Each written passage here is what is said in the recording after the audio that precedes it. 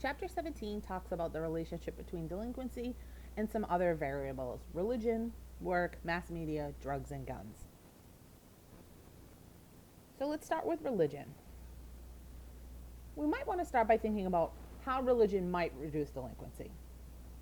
Well, if you think about it, religion is going to be a source of external and internal controls, staking conformity. It's also going to expose you to conventional models. It teaches convention of pro-social beliefs and reinforces conformity. Religion also provides a coping mechanism for reducing strain and providing social support, and it also reduces the likelihood of being labeled a delinquent. However, how does it actually impact it? It only slightly reduces delinquency, and it does so for what we think of as victimless crimes: alcohol, marijuana use, and this is mostly due to third-party variables that might impact both religion and this delinquent behavior: low self-control, parental attachment, parental supervision. Why then does it impact victimless crimes more than serious crimes? Well, you don't have to be religious to condemn serious crimes: murder, rape, robbery, right? Most people condemn that, religious or non-religious. Fundamentalist and conservative religious groups commit fewer victimless crimes. So what about work? Well, work might reduce delinquency because it could reduce any strain related to money. It does increase control and could provide a stake of conformity, reduce social learning of crime, and this often does reduce crime amongst adults. But for juveniles, it slightly increases delinquency, and this is strongest for drug and alcohol use and minor delinquency. And it's often found because of the types of jobs adolescents work, if they're working long hours in menial jobs. So how does work increase delinquency? Well, think about the type of job you have as a teenager. It's often poor working conditions, and that is placed on top of commitments you already have to family, school, and social life. So it just really kind of puts more demands on someone. It also means you're more likely to have money for drugs and alcohol, and it might reduce some types of control. You're spending less time with family and less time on your schoolwork, and so you're spending more time unsupervised by adults. And you may also be exposed to delinquent peers at your job.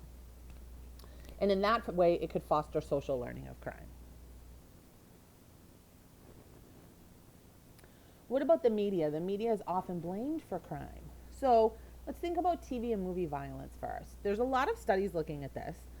And experiments examine whether groups exposed to media violence engage in more subsequent violence. And real world studies attempt to then take account of third variables, right? So, what are things that might be related to both media consumption and delinquency? The data here indicates a small to modest effect, and it really depends on the conditions that the TV violence is occurring under. Is it committed by an attractive character, rewarded and not punished, presented as justified, and doesn't show any negative consequences? So how does this impact, or how does this actually work?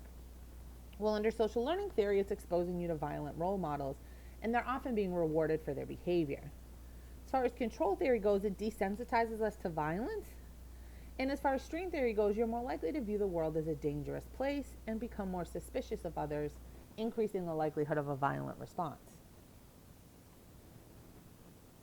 Violent video games is often kind of thrown out there as a cause of violence. And in many video games, especially ones today, right, you're an active participant. So there is some association here, but it could be due to third party variables. And it could be that people who are already aggressive seek out aggressive games. So experimental data does show a small, short-term increase in aggression. In terms of music with violent themes, there's not a lot of studies on this.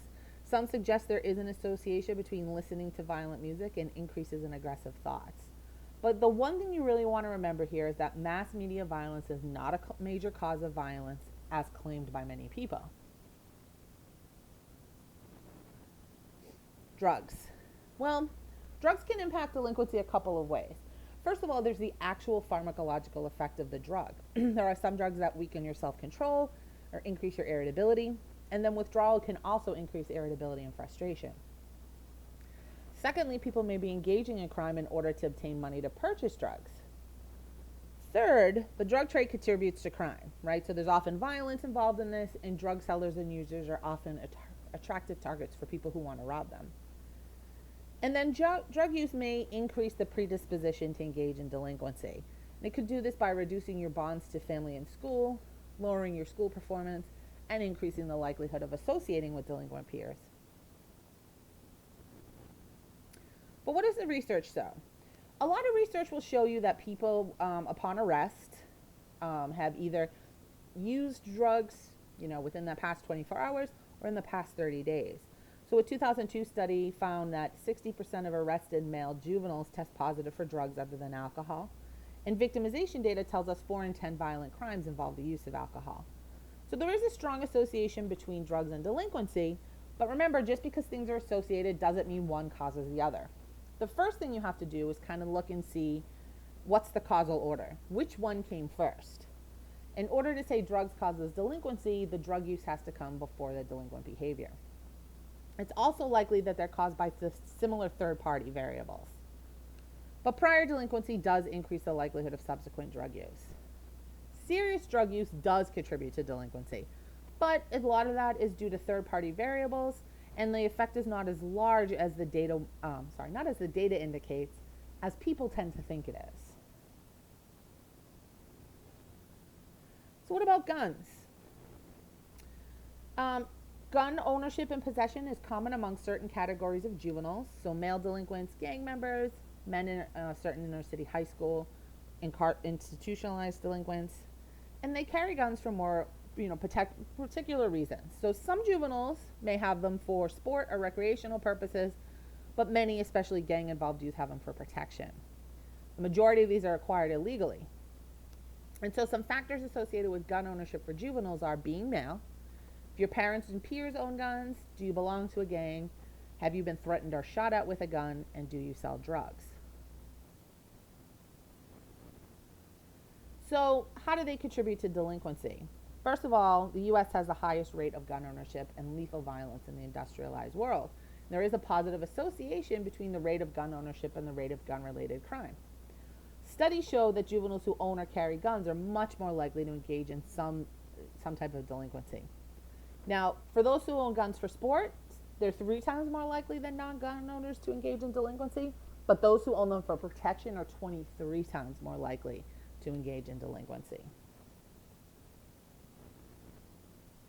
Remember, though, an association doesn't prove that one causes the other for the same reasons we've talked about before, but they do contribute to certain types of delinquency, namely serious violent crime and homicide. So guns do increase the likelihood that certain predisposed individuals will engage in crimes.